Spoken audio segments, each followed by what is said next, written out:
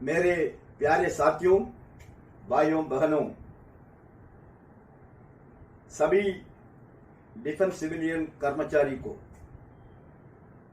All India defence employees federation की तरफ से हम धन्यवाद देना चाहता हूं, आपको अभिनंदन करना चाहता हूं।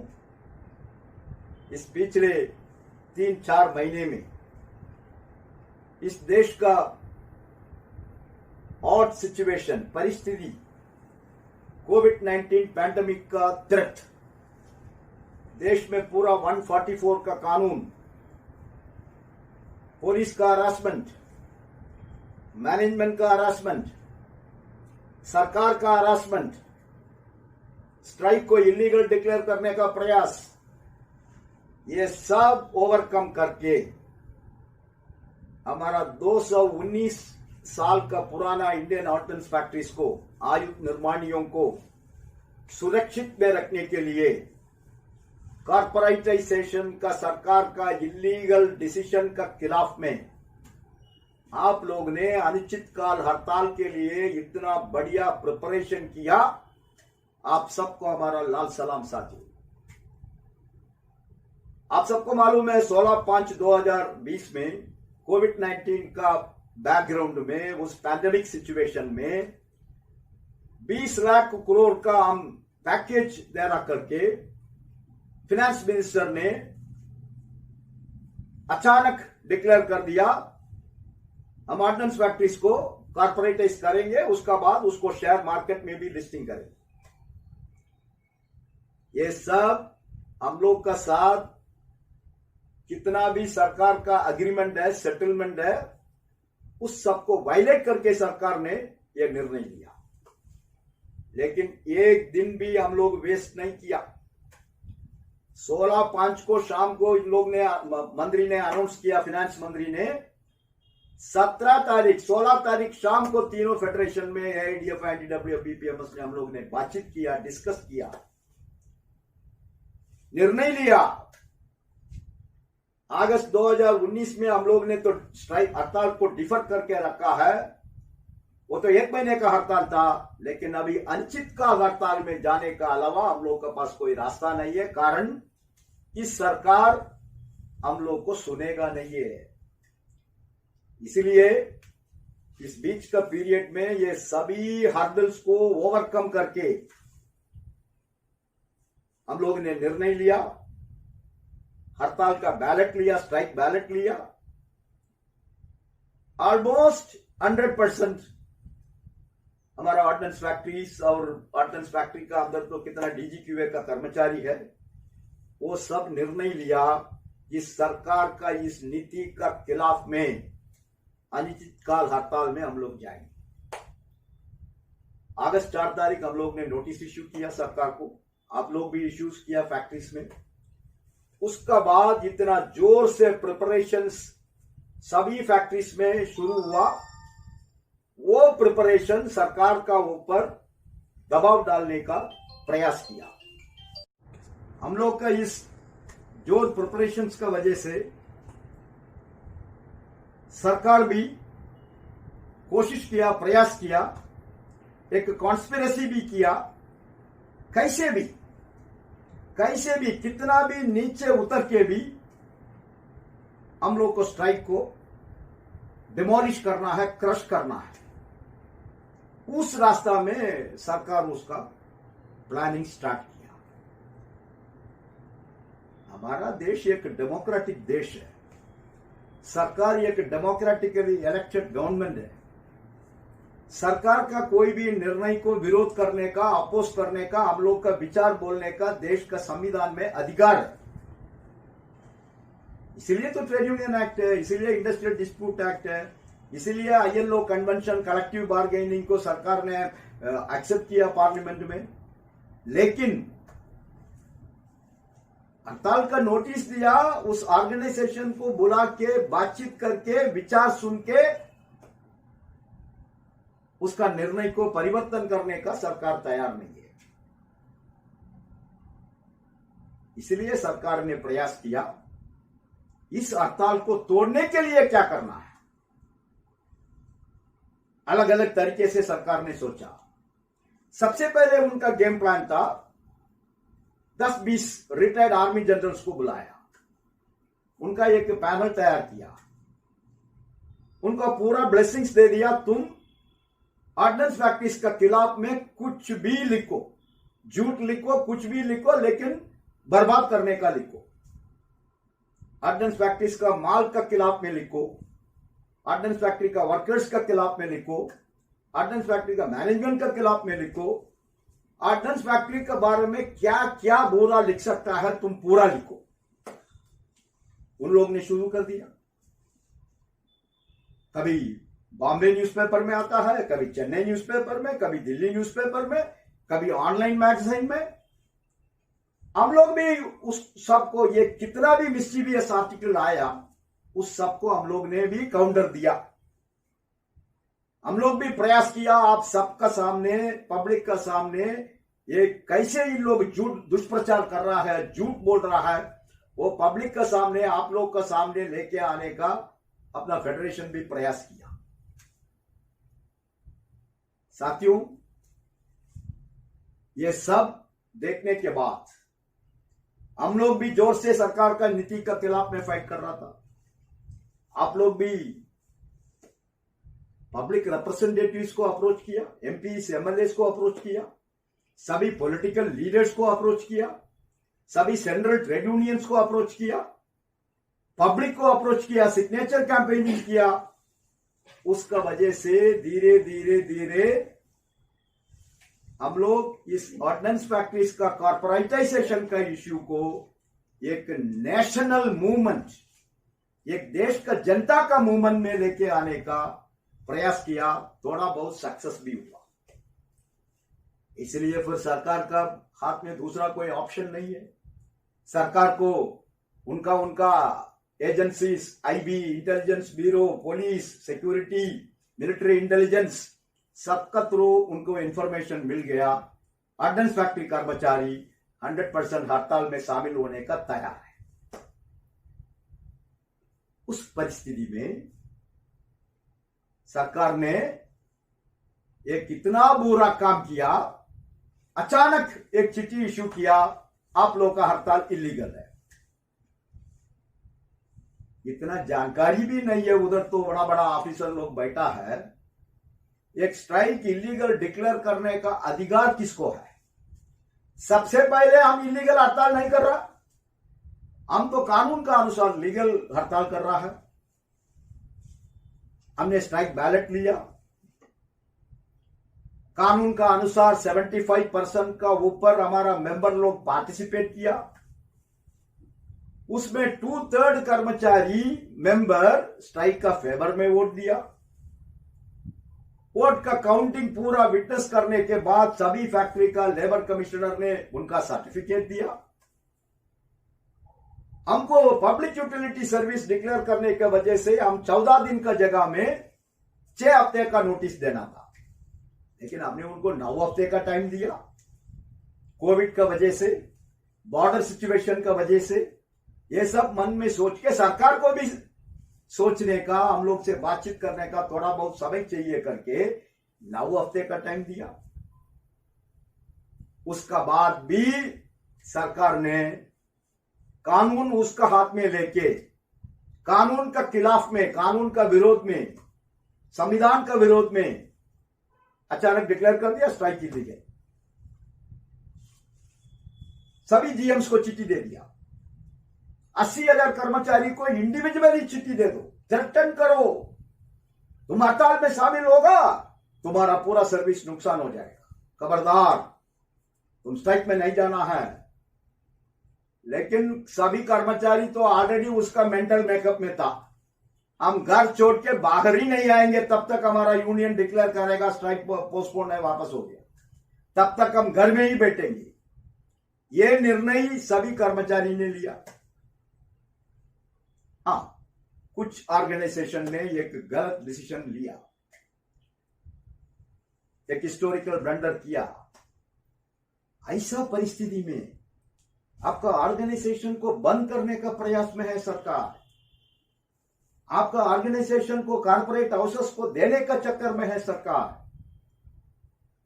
उस परिस्थिति में भी कुछ ऑर्गेनाइजेशन ने निर्णय लिया, हम हड़ताल में नहीं रहेंगे, हम फैक्ट्री का अंदर जाएंगे।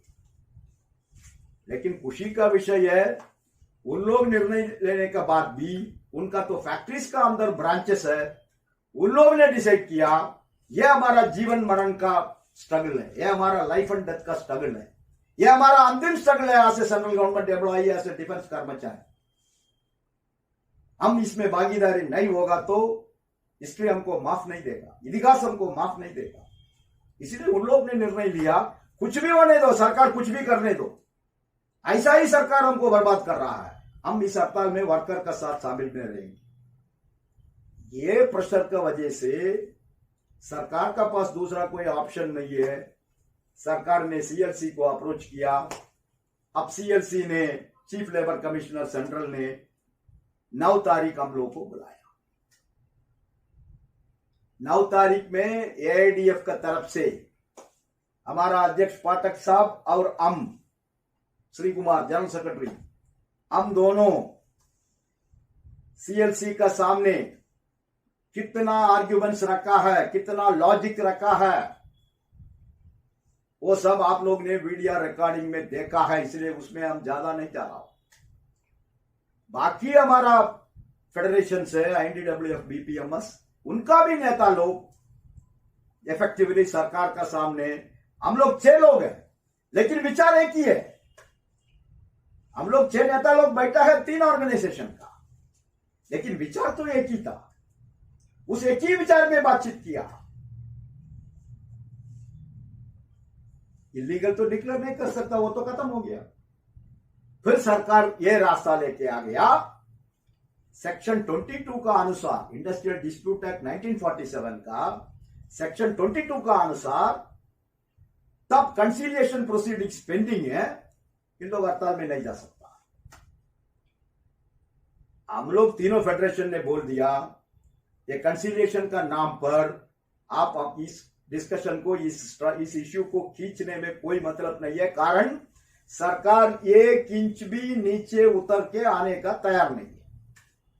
इसलिए हम लोग सीएलसी को रिक्वेस्ट किया, आप फेलियर रिपोर्ट लिखो। सरकार तैयार नहीं है, हम भी कॉर्पोरेशन एक्सेप्ट करने का तैयार नहीं है। हम हमारा स्टेटस क्यों बदल करेंगे? हम संविधान का आर्टिकल 309 का अंदर ऑल इंडिया कॉम्पिटेटिव एग्जामिनेशन करके हम सरकार कर्मचारी से आया। हम पब्लिक सेक्टर में था, हम प्राइवेट सेक्टर में था, उधर का हमारा जॉब राजीनामा करके हम इधर आया। अब अभी बोल रहा है तुम वापस फिर पब्लिक सेक्टर में जाओ, तुम प्राइवेट सेक्टर में जाओ, हम क्यों जाएंगे बाबा? इसीलिए इस झंझट खत्म करिए साहब, सीएलसी साहब, आप झंझट खत्म करिए, फेलियर रिपोर्ट रिकॉर्ड करिए, सरकार को भेज दीजिए। सरकार 1 हफ्ते का अंदर उसका ऊपर निर्णय लेना है, सेंट्रल गवर्नमेंट इंडस्ट्रियल ट्राइब्यूनल को केस को एडजुडिकेशन को रेफर करना है। रेफर नहीं करेगा तो 7 दिन का अंदर हमारा हड़ताल कानून का अनुसार हम शुरू करेंगे। अब आप फेलियर रिपोर्ट करो, रिकॉर्ड करो। फिर बाद में सीएलसी ने बताया फेलियर रिपोर्ट करने के लिए हम इतना प्रयास करने का क्या जरूरत है, एक सेटलमेंट में आना चाहिए, उसके लिए ऐसे सीएलसी हम प्रयास कर रहा हूं। हम लोग बोला स्वागत सर, हम तो तैयार है सेटलमेंट का, लेकिन हमारा एम्प्लॉयर तैयार नहीं तो फिर हमारे पास क्या ऑप्शन है? आपका पास भी क्या ऑप्शन है? इसीलिए आप फेलियर रिपोर्ट करो। सरकार की तरफ से बार बार यही बोल रहा था सेक्शन 22 लोग हड़ताल में नहीं जा सकता। फिर हम लोग ने बोला फाइनली देखिए साहब, आपका पास 2 ही ऑप्शन है, सीएलसी साहब आपका पास 2 ऑप्शन है। एक तो आप फेलियर रिपोर्ट रिकॉर्ड कर दीजिए, आज ही रिकॉर्ड करिए, आज ही रिपोर्ट सरकार को भेजो। आज से 7 दिन हम हड़ताल में नहीं जाएंगे, कानून हमको भी मालूम है। हम 19 तारीख से हड़ताल में जाएंगे। ऑलरेडी हमारा 19 तारीख हम बाकी साथी लोग कर रहा है, MES में, EME में, DRDO में, DGQA में, EME में, एयरफोर्स में, AOC में हम जाएंगे। आप रिकॉर्ड करो, नहीं तो आपका पास दूसरा ऑप्शन है। कैसे? हमारा एम्प्लॉयर बोल रहा है हमारा ऊपर 22 सेक्शन 22 बाइंडिंग है, फिर इनका ऊपर भी सेक्शन 33 बाइंडिंग है। वो भी एज एन एम्प्लॉयर तब तक हमारा आपका कंसीलिएशन प्रोसीडिंग्स पेंडिंग है, तब तक इस कंक्लूजन में नहीं आया, तब तक कोई सेटलमेंट नहीं हुआ, नहीं तो तब तक कोई फेलियर रिपोर्ट रिकॉर्ड नहीं हुआ, तब तक सरकार भी हमारा ये 3 इश्यू का ऊपर, 3 डिस्प्यूट का ऊपर वो भी आगे नहीं चल सकता। They also cannot proceed an inch. ऐसा नहीं है केवल सेक्शन 22 वर्कर के लिए एप्लीकेबल है, लेकिन सेक्शन 33 हमारा एम्प्लॉयर के लिए एप्लीकेबल नहीं है। फिर इस संविधान का क्या मतलब है, इस कानून का क्या मतलब है? इसलिए एज एन इंटरिम अरेंजमेंट आप बोलो उनको, आप सीएलसी साहब उनको बताइए, वर्कर का ऊपर 22 बाइंडिंग है तो एज एन एम्प्लॉयर आपका ऊपर भी सेक्शन 33 बाइंडिंग है। आप भी 1 इंच आगे नहीं जा सकता। डिस्कस करिए, मीटिंग बुलाइए, सेक्रेटरी डीपी है तो सेक्रेटरी डीपी, प्रधानमंत्री है तो प्रधानमंत्री, एम्पावर ग्रुप ऑफ मिनिस्टर है तो उनका साथ। अब सेटलमेंट हुआ तो बढ़िया है, देश के लिए बढ़िया है, एम्प्लॉयज के लिए बढ़िया है। सेटलमेंट नहीं हुआ, वापस आइए कंसीलिएशन, फेलियर रिपोर्ट रिकॉर्ड करिए, फिर कानून में क्या है उस रास्ता में जाएंगे। हम भी फ्री है, हमारा स्ट्राइक को हम रिवाइव कर सकता है, हम पब्लिक के सामने जाएंगे। इस देश का प्रॉपर्टी पूरा सेल्स हो रहा करके, इस देश का सुरक्षा के लिए सरकार क्या बर्बाद कर रहा है वो भी हम पब्लिक के सामने बोलेंगे। इतना साथियों, सुबह 11:30 बजे तो कंसीलिएशन शुरू हुआ, 4:30 तक चला, नो ब्रेक। हम लोग बोला, पर मिनिस्ट्री का जॉइंट सेक्रेटरी बोला हम हमारा सीनियर से बात करना है, I have to consult my superiors. हम लोग ने बोला आप सरकार का तरफ से इधर आ चुका है कंसीलिएशन के लिए, आप सरकार से अधिकार लेके, हम लोग हमारा एम्प्लॉय से अधिकार लेके बैठा है। तीनों महासंघ ने, तीनों फेडरेशन ने उनका मेंबर से अधिकार लेके इधर बैठा है, निर्णय लेने का अधिकार है, ऐसा उनका भी अधिकार होना चाहिए। फिर भी वो सरकार का ऑफिसर है, वो बोल रहा है उनका सुपीरियर से कंसल्ट करना है, हम लोग को कोई आपत्ति नहीं है, कोई ऑब्जेक्शन नहीं। 1 घंटे का आप ब्रेक दे दो, उन्होंने कंसल्ट करने दो, कंसल्ट करने के बाद सेक्शन 33 का अंदर बाइंडिंग के लिए वो अग्री कर रहा है तो ज्यादा बातचीत करने का भी जरूरत नहीं है। ड्राफ्ट मिनट्स तैयार करके हम लोग को भेजो, हम लोग का वेटिंग का बाद आप ड्राफ्ट इश्यू करो, हम हड़ताल को डिफर करेंगे। उन्होंने सेक्शन 33 का अंदर तब तक नेगोशिएशन, तब तक कंसीलिएशन खत्म नहीं होगा, तब तक वो आगे नहीं जाना चाहिए। 1 घंटा ब्रेक का बाद सीएलसी साहब ने मिनट्स बना के हम लोग को भेजा, उसमें भी कुछ गड़बड़ था, कुछ करेक्शंस था, लेकिन चीफ लेबर कमिश्नर साहब ने after all he has to work under the framework of the rule, संविधान का अनुसार ही वो भी काम करना है। फिर फाइनली मिनट्स बनाया, मिनट्स पूरा आप लोगों को तीनों महासंघ की तरफ से हम लोगों ने सर्कुलेट भी किया। अभी इस बीच में इस 2-3 दिन का अंदर कुछ टीवी में न्यूज आ रहा है, कैबिनेट तो निर्णय तो लिया ना, वो तो जुलाई महीने से ही लिया, इसलिए हम हड़ताल में है। हम हड़ताल में क्यों है साथियों? सरकार ने जुलाई महीने में 16 मई को अनाउंस किया, आज जुलाई लास्ट वीक में कैबिनेट मीटिंग में फैसला किया, empower group of minister committee को अपॉइंटमेंट किया, कंसल्टेंट को भी अपॉइंटमेंट किया। तो नया न्यूज क्या है इसमें? ऐसा तो पुराना न्यूज है, उसका खिलाफ में यह हड़ताल का नोटिस दिया।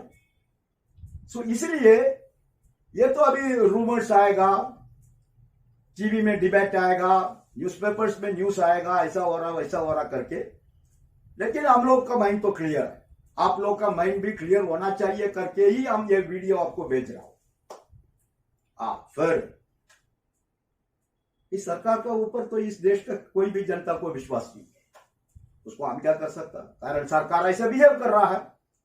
सो हमारा भी कर्मचारी को इस सरकार का ऊपर ज्यादा विश्वास नहीं है। कभी बहुत लोग हमको पूछ रहा है, साहब ये तो ऑलरेडी आपका पास 4 एग्रीमेंट है, वो एग्रीमेंट को वायलेट किया इस गवर्नमेंट ने।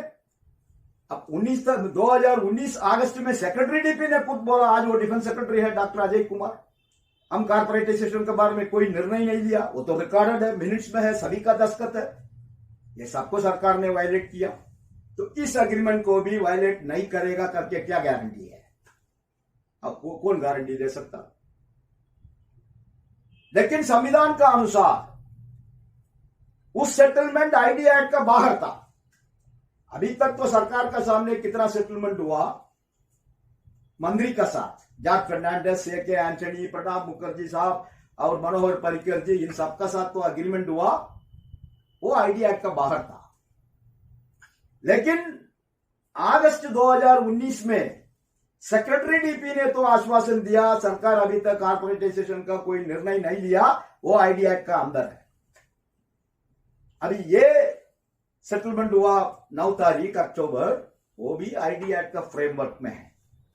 इसलिए संविधान का अनुसार सरकार इस सेटलमेंट को वायलेट नहीं कर सकता।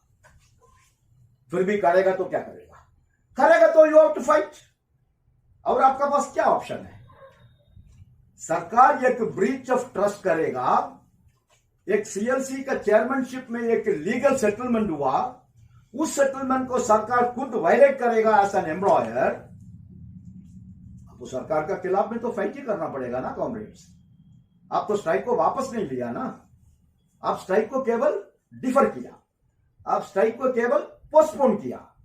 इसीलिए मन में कोई डाउट का कोई जरूरत नहीं है, मन में कोई डिस्टर्बेंस का जरूरत नहीं है। लीडरशिप एकदम क्लियर है, तीनों महासंघ का लीडरशिप इस विषय में एकदम क्लियर है। ऐसा कुछ गड़बड़ सरकार करेगा, ऐसा कुछ वायलेशन करेगा, ऐसा कुछ ब्रीच ऑफ ट्रस्ट करेगा, उसको कैसे हैंडल करना है वो भी स्ट्रैटेजी हम लोग को मालूम है। वो सब डिस्कस करके ही हम लोग काम कर रहा है। इसलिए साथियों, आप लोग इतना ही मन में रखना चाहिए, कारपोरेटाइजेशन का डिसीजन सरकार ने वापस नहीं लिया, वो डिसीजन ऐसा ही है। लेकिन सेक्शन 33(1) का अनुसार उस डिसीजन को तब तक हम लोग का साथ डिस्कस करके एक फाइनल कंक्लूजन में आएगा कंसिलिएशन में, तब तक सरकार 1 इंच आगे नहीं जा सकता उसको इंप्लीमेंट करने का और हमारा सर्विस कंडीशन में कोई परिवर्तन करने का। इसीलिए आप मिनट्स पढ़िए 9 तारीख का कंसिलिएशन का, लास्ट में एक सेंटेंस लिखा है, the next date of the conciliation proceedings will be decided later on. उसका मतलब कंसिलिएशन प्रोसीडिंग्स अभी भी सीएलसी का सामने पेंडिंग है। अगला डेट में कुछ निर्णय होने का समय तक सरकार 1 इंच भी कारपोरेटाइजेशन को लागू करने का नहीं जा सकता है। ऐसा जा रहा है तो फाइट तो करेंगे, स्ट्रगल तो करेंगे, लीगल एक्शन भी करेंगे। इसीलिए हम फिर रिपीट कर रहा हूं साथियों, हड़ताल पोस्टपोन हुआ, द स्ट्राइक इज पोस्टपोन। हमारा आंदोलन पोस्टपोन नहीं हुआ। Our struggle against corporatization is not postponed. Our struggle will continue. Our campaigning program will continue. Our approaching the public and converting the ordnance factory anti-corporatization movement एक national movement में convert करने का हम लोग का प्रयास आगे जाएगा। इसलिए साथियों, आप तैयार रहिए, चिंता करने का कोई जरूरत नहीं है। लीडरशिप का ऊपर आपको विश्वास होना चाहिए। इतना तो फाइट कर रहा है लीडरशिप, कभी छोड़ेगा नहीं। इस सरकार का सामने सरेंडर नहीं करेंगे। इस सरकार इस नीति तो बनाया ऑर्डिनेंस फैक्ट्रीज का खिलाफ में, अंतिम तक हम लोग का इस शरीर में लास्ट ब्लड ऑफ खून तब तक है, तब तक इस नीति का खिलाफ में लड़ाई करेंगे। इसीलिए 24 आवर्स आप संघर्ष के लिए, स्ट्रगल के लिए तैयार होना चाहिए। इतना ही एआईडीएफ की तरफ से हमारा अपील है साथियों। नमस्कार, धन्यवाद।